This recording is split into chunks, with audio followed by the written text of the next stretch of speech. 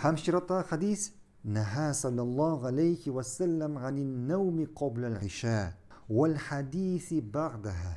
Peygamberimiz sallallahu aleyhi ve sellem yastu namazı aldığından yıkını hem yastu namazından sonra silahını tıygan. Yastu namazı barımızda bile bu tüngü namaz. Yani ahırgı 5. namaz. Hem Peygamberimiz sallallahu aleyhi ve sellem şu namaz aldığından yıkını tıydı. Yıkını tıydı yani Maghrib bilen işe arası. Maghrib bilen işe arası. Ya akşam namazı bilen yastu namazı arası. Hem yastu namazından sonra silahını tıydı. Silahını tıydı yani bunun manası ne için? Yıklasınlar için.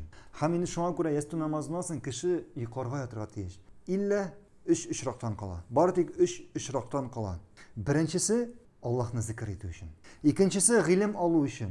İlim alu için. Yani şeriat ilmi alu için. Hem de üçüncüsü hatım bilen silaşı için. Hatım bilen silaşı için. Niye hatım bilen silaşı için? Çünkü kişi hatım bilen silaşı, hatım bilen oynar için. Çünkü kişi günü boyu işte yeri, o günü boyu ideyi hem de eğer de kişi bilen kaytarken yastu vaktinde ana indir kısat etiler hatında bilen silaşı oturan.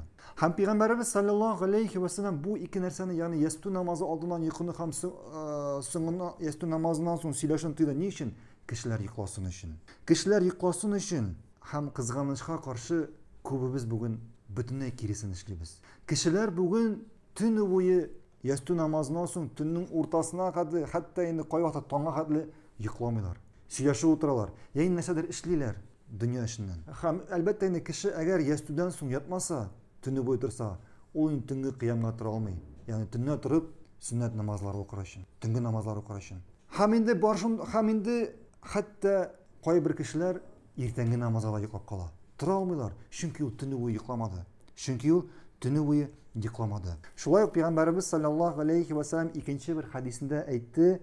Benim ümmetime rizık, nimet günün ertengi yağında birilir dedi. Günün ertengi yağında birilir hem bu vakit fecr vakiti. Ertengi namaz vakiti. Yani ertengi namaz vakiti kirgenden alıp kıyaş çıkan vakitka kadar. Peygamberimiz sallallahu aleyhi ve sellem aytti şu vakitte benim ümmetime rizık birilir dedi. Rizık bunda kira bar neselegan. Rizık o işine olmuyor aşamlıkna. Rizıkka kira bar nese. Rizıkka kira sağlık, selametlik. Rizıkka kira bahit, doğru yol, iman. Bağlarının bahiti, bağlarının sağlık, selametligi. Hem başkası nerseginde sanama. Bunda barısına kira. Hem bu qaysı vakit dedi?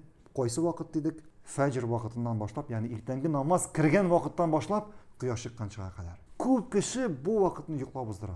Tura almıyor. Çünkü niye tura almıyor? Niye bu vakitte otura almıyor? Çünkü o tünü boyu oturdu silaşı. Yastu namazından sonra yıklarga yatmadı. Anladınız mı?